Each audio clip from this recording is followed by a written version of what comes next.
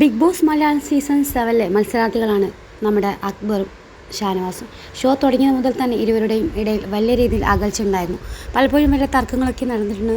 എങ്കിൽ ഇതിൻ്റെ പേരിൽ ബിഗ് ബോസ് വാണിംഗ് നൽകിയതും ബിഗ് ബോസ് പ്രേക്ഷകരൊക്കെ കണ്ടതാണ്. ഇന്നലെയും ഇരുവർ തമ്മിൽ വലിയ തർക്കം നടക്കുകയും രൂക്ഷമായ ഭാഷയിൽ തന്നെ ബിഗ് ബോസ് ഇരുവരെയും ശകാരിക്കുകയും ചെയ്തു. ഇതിനെല്ലാം പിന്നാലെ സ്നേഹത്തോടെ കെട്ടിപ്പിടിച്ച് ആശ്വസിപ്പിക്കുന്ന അക്ബറിനെയും ഷാനവാസിനെയും ഇന്നത്തെ എപ്പിസോഡിൽ നമുക്ക് കാണാൻ സാധിച്ചു.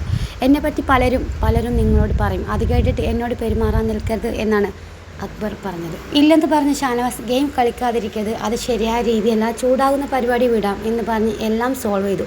ഇതിനിടെയായിരുന്നു ഷാനവാസിൻ്റെ അസുഖത്തെക്കുറിച്ച് അക്ബർ ഖാൻ ചോദിച്ചത്. ആദ്യം ലൈഫ് സ്റ്റോറിയിൽ പറയാമെന്ന് പറഞ്ഞ് ഒഴിഞ്ഞു മാറിയ ഷാനവാസ് ഒടുവിൽ കാര്യം പറയുകയും ചെയ്തു. 10 മിനിറ്റിൻ്റെ വ്യത്യാസത്തിലാണ് ഞാനിവിടെ നിൽക്കുന്നത്. എനിക്ക് അറ്റാക്ക് വന്നതായിരുന്നു. 10 മിനിറ്റ് കൂടി ആശുപത്രിയിലെത്തിക്കാൻ വൈകിയെങ്കിൽ ഞാൻ മരിച്ചു പോയേനെ. എൻ്റെ ഇപ്പോഴത്തെ ഈ പ്രായത്തിലായിരുന്നു വാപ്പ മരിച്ചത്. അറ്റാക്ക് തന്നെയായിരുന്നു, ഉമ്മയും അങ്ങനെയാണ് പോയത് എന്ന് വിങ്ങിപ്പൊട്ടി ഷാനവാസ് പറയുന്നുണ്ട്.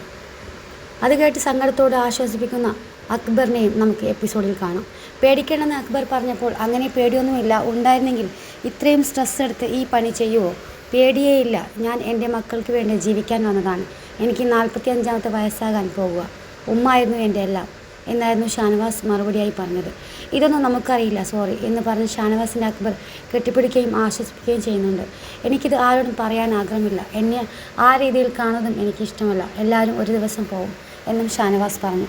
ഇരുവരുടെയും സ്നേഹപ്രകടനവും ആശ്വസിപ്പിക്കലും കണ്ട് പ്രേക്ഷകരുടെ മനസ്സ് വേദിച്ചെന്ന് കമൻറ്റുകളിൽ നിന്ന് വ്യക്തമാണ്.